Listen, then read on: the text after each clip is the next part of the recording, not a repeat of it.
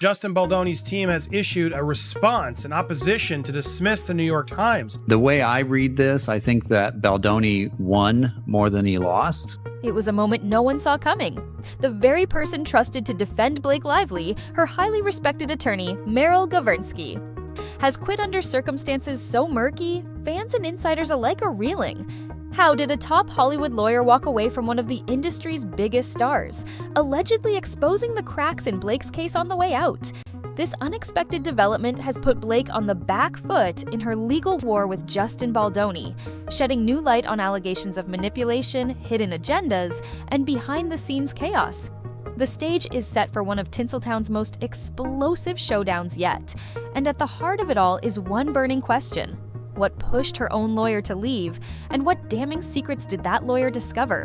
Blake Lively might have just done herself in this battle with Justin Baldoni, although she didn't do it intentionally. It was something she said long before she ever worked with Justin Baldoni. Right, but there's something she said that has now been resurfaced, and it is right on the nose as far as what the issues are in her battle with Justin Baldoni. Before this chaos, nobody suspected that Blake Lively and Justin Baldoni might one day be on opposite sides of the battlefield. Their paths first crossed on the set of a promising film project, and for a hot second, it looked like a collaboration everyone would celebrate. Blake had established herself as a Hollywood fixture, riding a wave of fan adoration. Justin, known for his heartfelt storytelling and on-screen charm, was branching out as a producer and director. Their union made headlines, two charismatic names ready to create cinema magic. Yet for all the glossy coverage, there were rumors. Whispers painted Blake as someone who preferred total control over her creative environment. She'd reportedly butted heads with others in the past, leaving behind co-stars with stories of tension and biting remarks. Meanwhile, Justin was forging a reputation as a director who valued teamwork and open dialogue. Something about their personal styles clashed from day one, and soon a string of leaked texts and overheard set chatter stoked suspicion that either Blake or Justin wanted the final word on every script change. At first, it seemed like typical Hollywood politics. Big names, big egos, big budgets. But as the days wore on, Blake's push for creative oversight escalated. Sources hinted that she demanded script alterations without Justin's knowledge, occasionally locking production into tense standoffs. Though Justin tried to keep the mood professional, the friction was impossible to hide.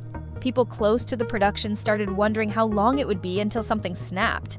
Little did anyone know, the real quake was yet to come, and it would involve the very lawyer Blake hired to keep her from the brink. If you like this kind of deep dive content, don't forget to hit like, tap subscribe, and ring the notification bell so you never miss a story like this again. Who's really winning this war between Blake Lively and Justin Baldoni? The powerful smear machine is still going, but what's really crazy is this new person she hired. We got a lot to discuss. That quake shook Hollywood when Blake Lively filed a high-profile lawsuit against Justin Baldoni. She accused him of engineering a vicious smear campaign designed to undermine her professional standing. According to Blake's complaint, Justin's approach veered from gentle collaboration to cunning sabotage.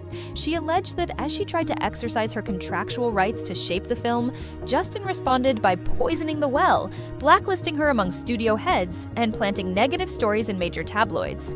Justin, however, wasted no time firing back. He countersued with explosive claims of his own. Blake had manipulated press outlets, twisted facts, and concealed relevant details to frame herself as a victim. His legal counsel, Brian Friedman, stood firmly at his side, insisting that a tidal wave of evidence, from behind-the-scenes video footage to unredacted text messages, would unravel Blake's narrative. What's more, Friedman cryptically suggested that those so-called HR complaints Blake attached to her lawsuit were suspiciously short on dates and specifics. The impression they gave? That the entire complaint might be smoke and mirrors. Caught in the middle was Blake's attorney, Merrill Governski-has, at least for a while. Rumors began circulating that Governski found some glaring inconsistencies in Blake's statements, but the real shock hit when Governski not only withdrew from the case, but hinted she'd been misled about key facts from the start. That revelation crackled through the industry grapevine. Was Blake's own lawyer accusing her of withholding the truth? How serious were these defects in Blake's story that Governski felt staying on was a sinking ship? Justin Baldoni has spoken out against the New York Times in newly obtained court documents. As if the legal sparring wasn't intense enough, the media realm quickly became a battlefield of its own. Virtually overnight, heavy-hitting outlets pumped out stories that vilified Justin while lauding Blake's courage. The most eyebrow-raising piece came from the New York Times, which ran with Blake's version of events in an article that framed Justin as a cold, calculating puppet master. This piece appeared to confirm her worst accusations, suggesting Justin had systematically worked to smear her, and it landed alarmingly soon after Blake filed her suit, almost as if it had been queued up in advance. People began to question if Blake's team tipped off reporters, ensuring the article would debut alongside her lawsuit, thereby dominating headlines. Did Governski know about that arrangement? Or have misgivings about participating in a seemingly choreographed media push? Whatever the truth, the resulting coverage placed Justin Baldoni in the hot seat. He fought back with a $400 million defamation claim, taking aim at both Blake and the New York Times for what he called fatory reporting that lacked journalistic integrity. This is where the lawyer drama kicked into overdrive.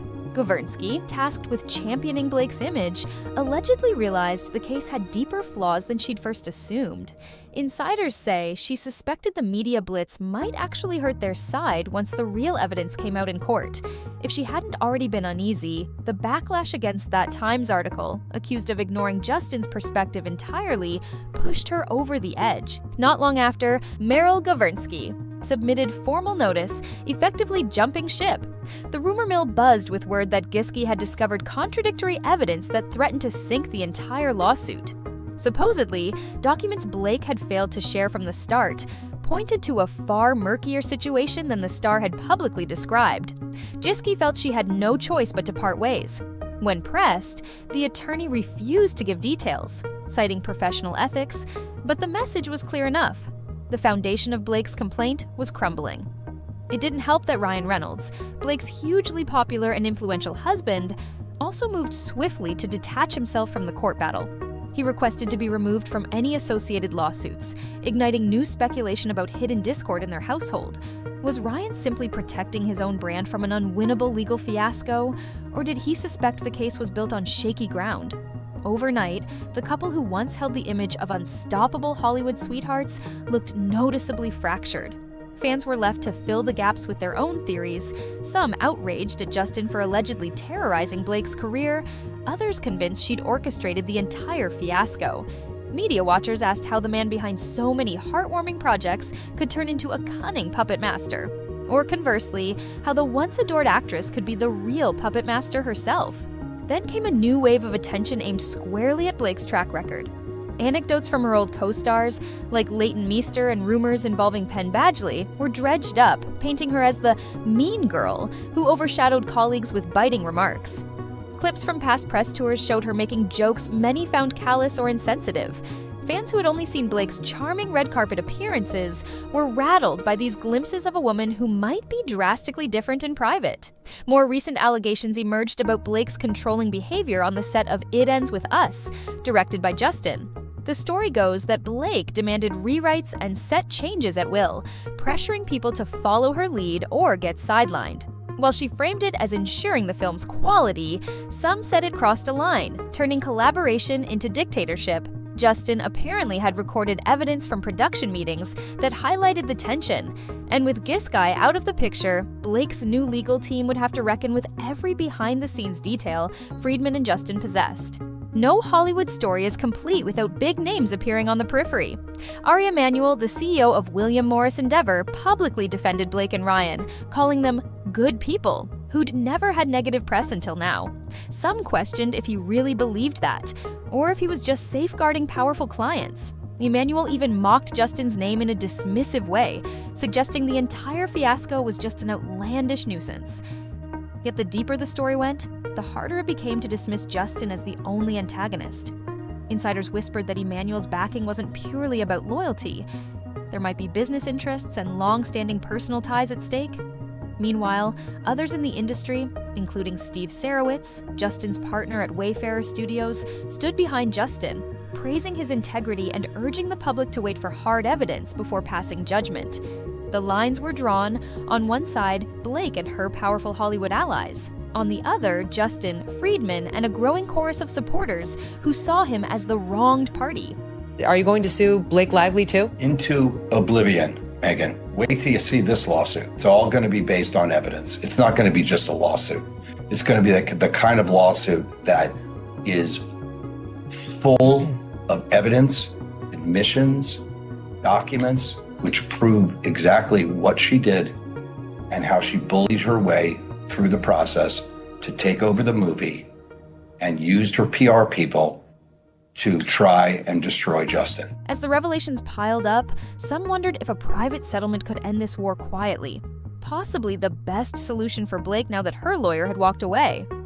But Justin refused outright. According to Friedman, no amount of money could undo the damage to Justin's reputation and mental health. Blake's allegations had cast a shadow on his career, and Friedman believed the only way to clear it was through a public in-court reckoning. A wave of voices chimed in on social media, applauding Justin's resolve not to fold under pressure.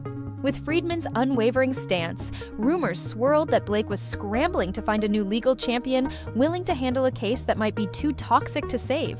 Could they negotiate a hush-hush deal behind closed doors? Possibly, but Friedman made it clear that any quiet arrangement would only be a bandage, not justice. The stakes had soared beyond an industry scuffle. For Justin, this was about preserving his integrity. For Blake, it was about salvaging her image and possibly her career. Everything comes back to that pivotal moment when Merrill Governski walked away from Blake's case. Her abrupt exit, paired with remarks implying that she'd uncovered serious inconsistencies, shifted the trajectory of this entire saga. Suddenly, the world wasn't sure whether Blake's claims about Justin had any legs, or if she'd simply used her star power to paint him as the villain. Justin's vow to fight for exoneration, Ryan Reynolds' move to detach himself, and Ari Emanuel's attempt to shield Blake all hint at a final confrontation more explosive than anyone anticipated.